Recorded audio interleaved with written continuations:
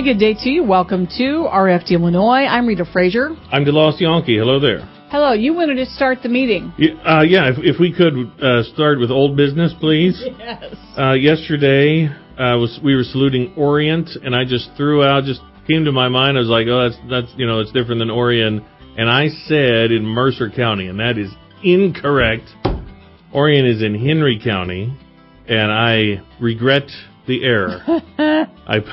I beg for forgiveness. So hello to that community in Henry County, and thanks to D.M. Bloomberg for really setting us straight. Yes. And thanks to loyal listeners as well for noticing that. Not that DN's not, but thanks to other loyal listeners. Right, right. Well, I also, for some reason, when I was talking to Dan Hicks, ag meteorologist at Freeze Notice Weather yesterday, talking about being a meteorologist during a record flooding year with record rainfall, isn't it exciting to be in his shoes, giving the awful weather forecast every day? Of course not. Exciting was not the word I should have used. Yeah, you never want to see the weatherman too excited about whether that's too much rain or severe weather or something like that. Right. Interesting, unusual, not boring. Those are the words I should. So I apologize for that. Well, that's part of it's funny. You probably do it too. Like you're listening to someone and you want to correct them. And you're like, well, how many stupid things or how many, not even stupid, but how many things did I say that could have easily been corrected? Yes. So we try to appeal to most. Yes. So Kirby Wagner was on the scene in Pike County. We'll hear from him because this is an important time for truck drivers the next couple of days. That, markets and weather, all to come on RFD Illinois.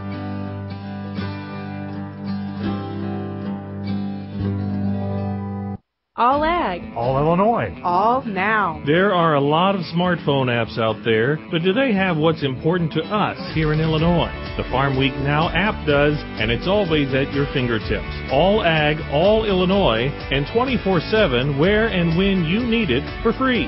Go to your app or Play Store on your smartphone, hit search, type in Farm Week Now, that's one word, and download it today. Brought to you by Illinois Farm Bureau, where we're all about farm, family, and food. Hi, this is Sabrina Hardy, RFD Business Manager. I want to thank you for listening to the RFD Radio Network, the #1 ag radio network in Illinois.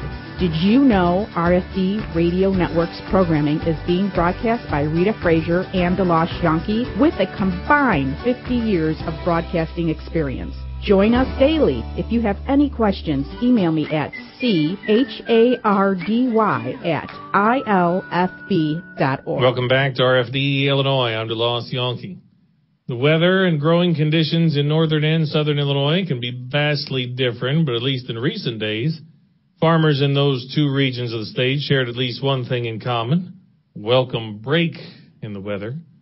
In southern Illinois, Crop Watcher 2.0 team member Bryce Williams took full advantage of an open weather window.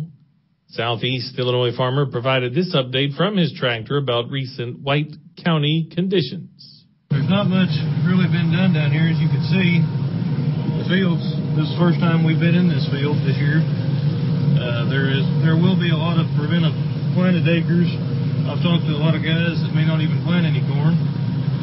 And by the look of the forecast, they may not plant any beans. Up in northern Illinois, team member John Bartman and some other farmers there have had a little luck in dodging storms.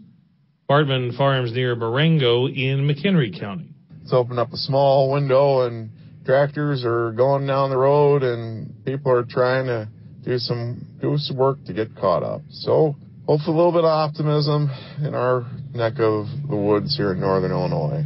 Western Illinois, McDonough County farmer Colby Hunt says he has been drying out. Hunt was in 2 different fields in recent days, but still found them too wet to plant or spray. To see photos from Hunt and other Crop Watchers 2.0 team members that they provided from around the state, jump online at farmweeknow.com.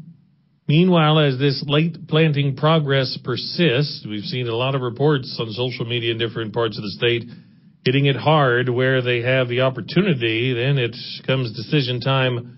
Well, now what do I do with my old crop, especially after the run-up we had in May? That corn's a lot more valuable now, but will it be more valuable as the season goes on? I talked about that yesterday with Alex Grossmeyer at Tremont Co-op Grain in Tazewell County. Yeah, as those numbers stay green for a while on the screen, usually guys get a little more bulled up, especially with the conditions. They warranted it this year. These conditions have kind of persisted. That kind of talked to some guys and, okay, this is what I was thinking of. I was planting on May 5th, but now it's June 5th almost. And, there's lots of numbers getting thrown around by analysts talking about, the need to ration if we do lose maybe 8-10 million acres like they're talking is a possibility. There's also the more realistic that maybe we'll see only 5-6 million. What does that do to, next year's carry out? And it's the job of the market really to kind of pay these returns to either ration the grain that we do have or determine that we're going to have enough. Alex Grossmeyer, he and Joe Logston at Tremont Co-op Grain were guests on yesterday's second edition of Profit Watch on the RFD Radio Network. Let's go to D.C. now, and Senate Finance Committee Chair Chuck Grassley says he and other Republicans are looking at a possible resolution to block the president's anti-migrant tariffs on Mexico, but hopes it never comes to that. Our Washington correspondent Matt Kay reports. Grassley says it's not clear yet if lawmakers can use a resolution of disapproval the way they did when they failed earlier to block the president's emergency border wall declaration. Just what extraordinary power the president's going to use? Is it going to be new? That'd probably be subject to resolution disapproval. If it tacks on to some other emergency discussion he's had, it probably wouldn't be. So I'm discussing the president's latest announcement with my fellow senators, and I'm doing that to determine what action Congress might take. While hoping that Mexico's foreign minister here this week can reach a deal with the White House on the border crisis, averting the tariffs and likely damage to chances for finalizing the U.S.-Mexico-Canada trade deal, key for U.S. agriculture. And hopefully these tariffs will never be implemented, and then we can move ahead with USMCA, because getting that passed is my top priority. But as I said before, we can't have a trade agreement with significant tariffs in the way. Grassley argues the up to 25% tariffs by October, if President Trump goes ahead with them, make USMCA ratification very difficult and could harm other talks with Japan and the EU. For the RFD Radio Network, Matt Kay on Capitol Hill. Thanks, Matt. Also, the Office of the State Climatologist says May was the third wettest in Illinois history, and spring 2019 will be one of the top 4 wettest springs, also the 6th consecutive month of precipitation being more than average. Last month, almost double the long-term average at almost 8.5 inches. Rita's up next on RFD, Illinois. Are you preparing for planting season? We don't mean to be a pest, but here's a few things you need to know before you grow. The Illinois Department of Agriculture now requires special local needs labels, including new restrictions for the use of herbicide dicamba on top of soybeans in Illinois for the 2019 growing season. Did you know these additional restrictions go beyond federally approved labels? Remember, the label is the law. To find out more about these Illinois-specific labels, visit ilfb.org/label-aware. The Illinois economy runs on our homegrown agricultural products. Our dairy, beef, pork, corn, and soybeans grow the agricultural industry by nearly $20 billion each year. But we don't just grow Illinois, we grow North America. Canada and Mexico account for over $45 billion in U.S. agricultural exports, and they support more than 1 million American jobs. Exports to Canada and Mexico matter to everyone in the agriculture and food industries. A message from Illinois farmers and their checkoff programs. How many days does it take to get the milk from the farm to your kitchen table? For RFD Radio Network, this is Jenna Preston. You may wonder how fast or how slow milk is processed once it arrives at the processing plant. It goes through pasteurization and homogenization after being tested negative for any trace of antibiotics in the milk. It takes about 48 hours for that milk to travel from the farm to the dairy case. More dairy fun facts headed your way in the month of June. This is Jenna Preston for the RFD Radio Network. We're back here on RFD, Illinois.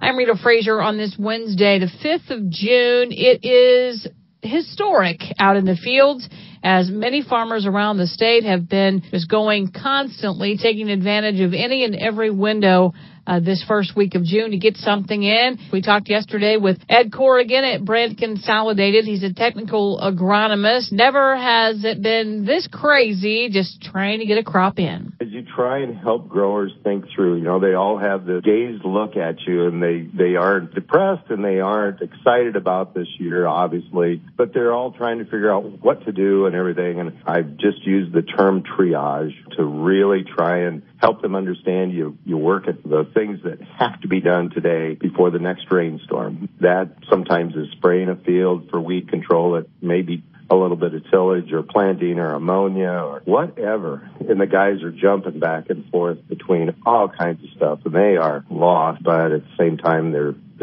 so energized, get something done correctly or as correctly as they can. Sort of like a statewide research farm this year for 2019. So it really is. We've got different planting dates. We've got obviously different herbicides. We've got pre-plant nitrogen, some from last fall, very little, some from this spring, some side dress. We had side dress bars starting to move out into the field. Some of the earlier fields that got planted, guys are starting to try and put 28 on those. Guys are asking, look, we're not going to put any more ammonia on. Let's blow on some 28% nitrogen.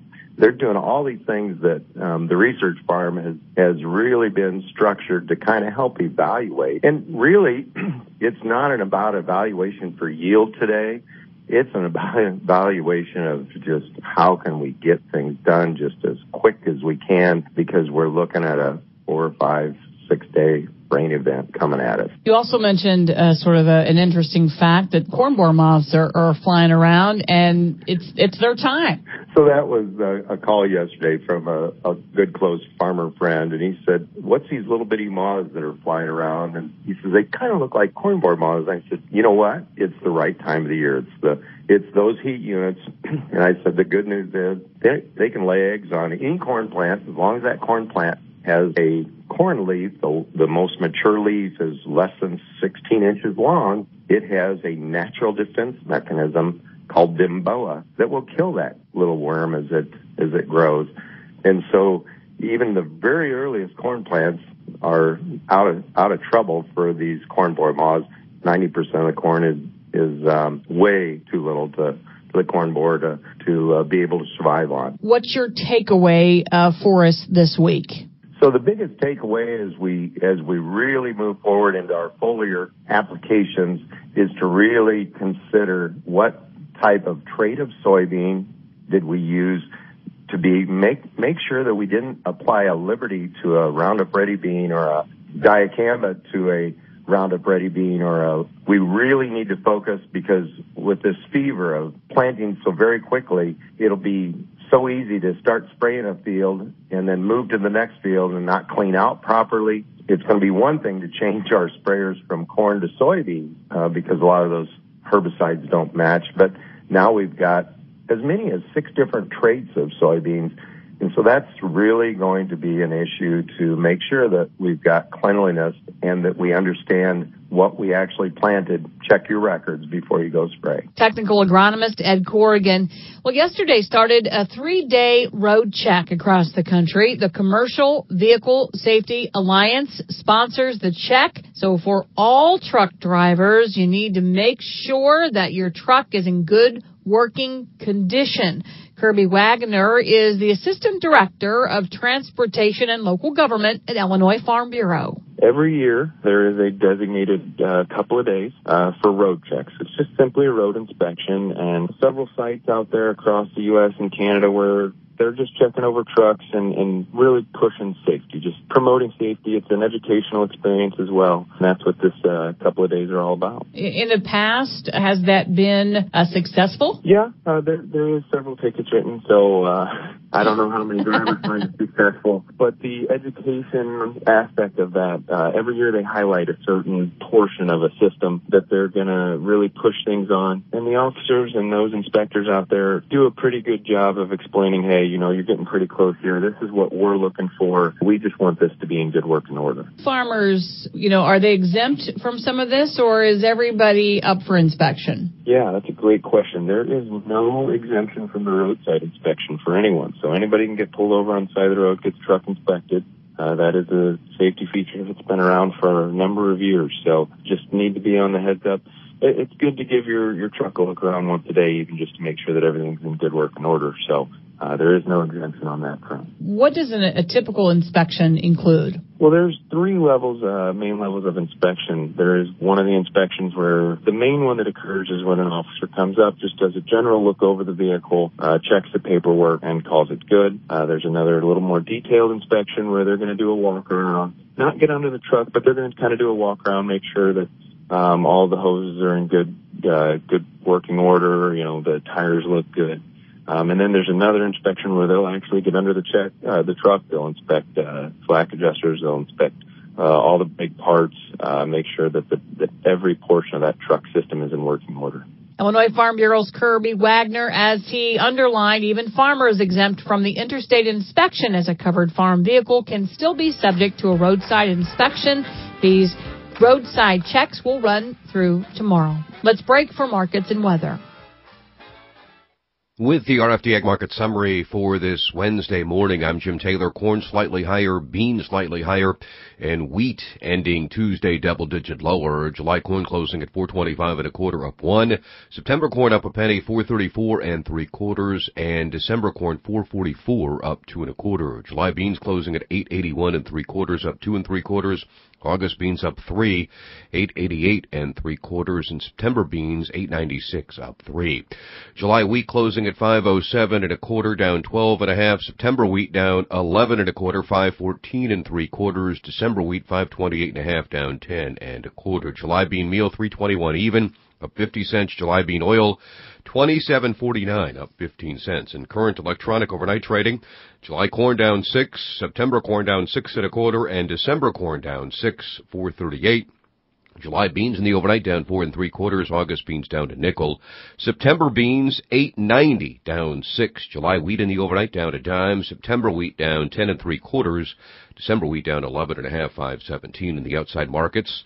August Brent crude oil up 69 cents a barrel, $61.97. The August gold contract $13.39.20. That's up $10.50 this morning. In the livestock market from Tuesday, June lean hogs $81.12, down 45 cents. July lean hogs $85.80, up 127. June live cattle $107.55, up 77 cents. August live cattle $104.05, up 125. August feeders $137.45, up 395. September feeders up $3.75, $137.87. Cash livestock at the Fairview Sale Barn this week. Steers $120 at the top. Illinois direct barrels and gilts trading $1 lower on Tuesday at 48 to 54. And I'm Jim Taylor for the RFD Radio Network. Good morning. This is Dan Hicks from Freeze Notice Weather with the early morning ag weather update on the RFD Radio Network for this Wednesday morning. High temperatures across the Midwest yesterday warmed into the upper 70s and 80s across much of the region. A few spots did reach 90 degrees on Tuesday afternoon. Coverage of scattered showers and thunderstorms increased across Illinois and surrounding areas late yesterday and last night, but not all locations had rainfall during this time. There were some reports of some locally heavy rainfall and some severe thunderstorms in the northern part of Illinois late yesterday and overnight. This new weather system moving southeastward across the region will produce scattered showers and thunderstorms across Illinois today into this evening, but again, not all locations will pick up major rainfall. Best chances for rain tomorrow into Friday will move more into the southern part of the Midwest, including southern Illinois, while areas farther north have some dry time returning tomorrow into Friday. Daytime highs in the upper 70s and 80s will be common across Illinois for the next 2 or 3 days. Rain chances will start to develop back to the north and northeast once again this weekend as a new weather system begins to move in from the west. Rainfall on Saturday may still stay somewhat spotty across a large part of Illinois, but greater coverage of rain and thunderstorms will likely occur during the second half of the weekend into early Monday as a stronger cool front moves in from the northwest. Right now it does look like some dry time will return early to mid next week behind this cool front as Canadian high pressure builds in from the northwest, bringing a cooler trend to the Midwest, and again 2 or 3 days of dry weather at most locations.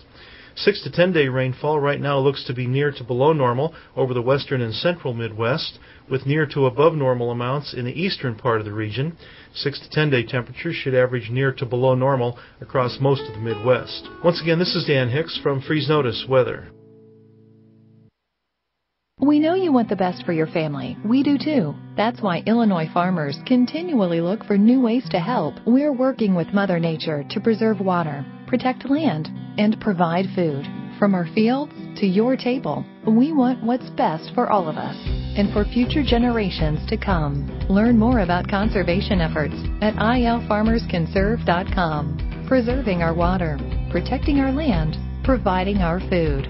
This message brought to you by Illinois Farm Bureau. What's the excitement about buying a brand new car when you pay full price for it? County Farm Bureau members have a reason to be excited. A Farm Bureau membership gives you 2 car purchase discounts. When members buy a new Ford vehicle, they receive $500 off their purchase. And with a purchase of a qualifying Lincoln vehicle, they receive $750 off. Everyone loves a good deal, and the money saved is worth the price of our annual membership. This is just one of our 300,000 plus discounts that are always changing to fit our members' needs. Not a Farm Bureau member? Visit Illinois Farm Bureau online and join today. When it comes to social media, Sabrina Berkowitz connects rural routes for you. Sabrina covers a broad range of ag topics, so Farm Bureau members are the first to know about key issues. Here's a bit about her rural roots. I grew up with a grain and livestock farm in my extended family, and today I really enjoy helping people learn how to use social media to advocate for agriculture. Be it routes or roots, RFD Radio, FarmWeekNow.com, and Farm Week keep you